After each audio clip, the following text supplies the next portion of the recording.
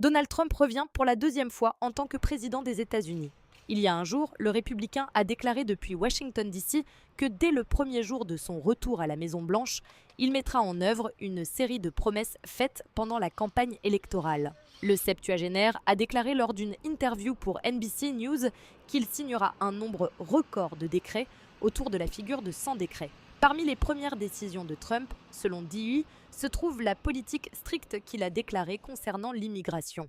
Pendant la campagne électorale, il a déclaré à plusieurs reprises qu'il mettrait en œuvre la plus grande action d'expulsion de l'histoire des États-Unis. Selon les médias américains, à partir du 21 janvier, il y aura des contrôles massifs à Chicago visant à arrêter les migrants et les migrants sans papier.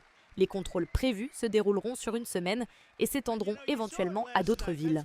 Trump a déclaré à NBC News que les expulsions massives sont une priorité élevée et qu'il commencera immédiatement avec ces mesures. L'officiel en charge de la protection des frontières sous la présidence de Trump, Tom Homan, a déclaré au Washington Post qu'il y avait eu des fuites d'informations concernant les opérations et que cela serait enquêté. Quiconque compromet ces opérations des autorités de sécurité fait face à des risques plus importants pour les employés de ces autorités, a déclaré Homan. Il a déclaré qu'à partir du premier jour, le nouveau gouvernement arrêtera les personnes considérées comme un risque pour la sécurité publique.